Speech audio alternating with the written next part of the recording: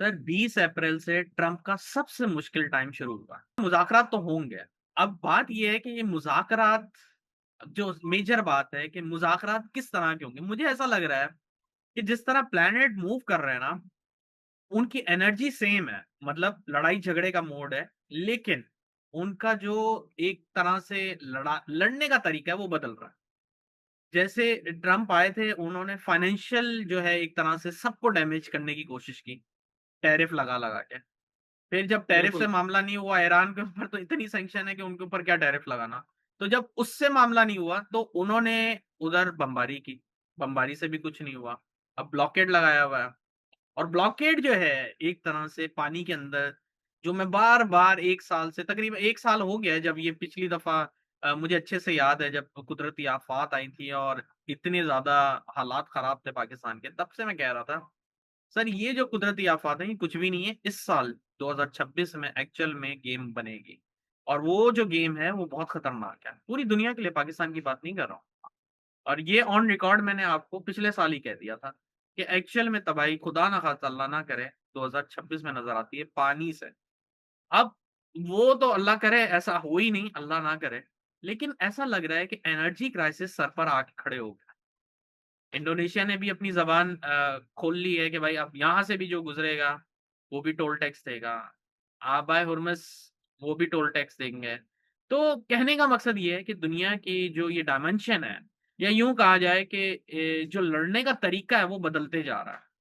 Dog fight हुई, बहुत कुछ हुआ लेकिन इन शॉर्ट मैं डॉग फाइट तो पाकिस्तान इंडिया की हुई थी। मतलब अगर आप देखें 2025 से मामलात सीवियर होते जा रहे हैं।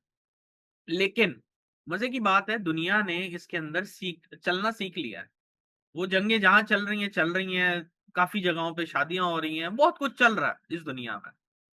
पहले एक वक़्त था ऐसे माहौल बनते थे तो पूरी दुनिया ज़रा परेशानी के माहौल में आ जाती थी। ख़ैर अब सोशल मीडिया ही इतना नेगेटिविटी फैला रहा है कि किसी को डरने की अब ज़रूरत ही नहीं है। वो डर-डर के भी वो बोलते हैं ना ज़ुल्म इतना हुआ कि अब तकलीफ़ होना बंद हो गई है। तो अब वही वाली बात है कि बिल्कुल।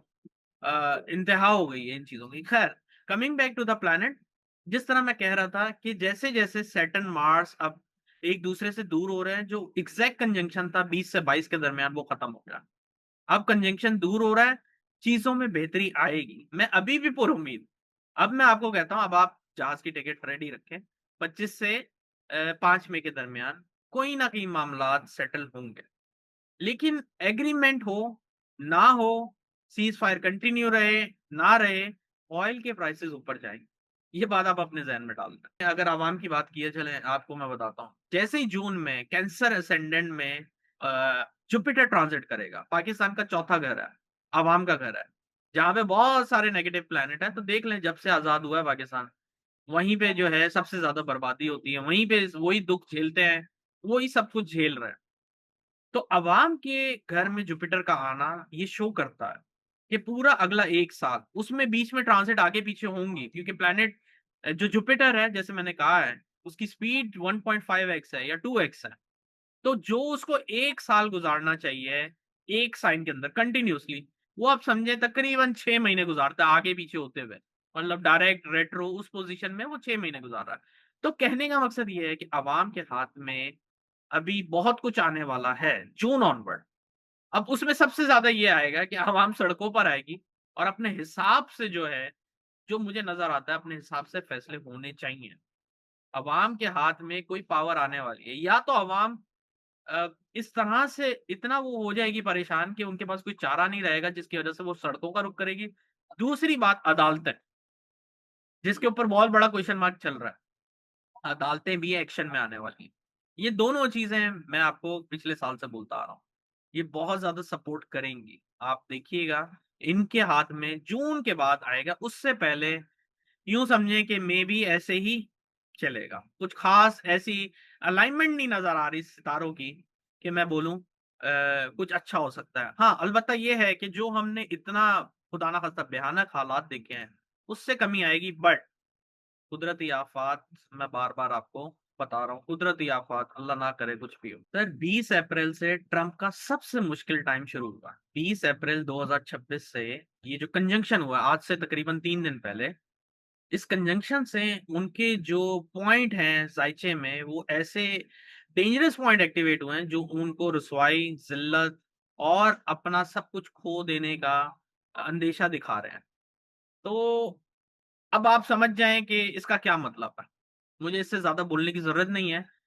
माशाल्लाह हमारी आवाम बहुत इंटेलिजेंट है और जो हमारे व्यूअर्स हैं, वो भी समझते हैं कि मैं क्या बोलना चाह रहा हूँ। हाँ, अक्सर बिल्कुल औक़ात ठीक। ये होता है कि चीज़ें जो हैं फ़ौरन अनफ़ोल्ड नहीं होती। अनफ़ोल्ड होने में टाइम लग सकता है, हो सकता है 5-6 महीने लगें, लेकिन ये क्राइसिस जो है एनर्जी क्राइसिस, ये याद रखिएगा, ये दुनिया को नए फाइनेंशियल क्राइसिस में लेके जाएगी। एक बात करेक्ट। और 1 मिनट आज आप जल्दी में हैं, रुकें। नहीं, एक मैं बात और जल्दी मैं बिल्कुल नहीं हूँ। अच्छा, एक बात और मैं आपको यहाँ पे बताना चाहता हूँ। एक बात मैंने लास्ट टाइम 2025 में कही थी कि इंटरनेट खुदा ना खास्ता डिस्कनेक्शन के अंदेशे हैं। और आपने न्यूज़ में बिल्कुल। सुना है कि जो स्ट्रेट ऑफ हॉर्मज़ से लाइन्स जा रही हैं, जी, जी, बिल्कुल।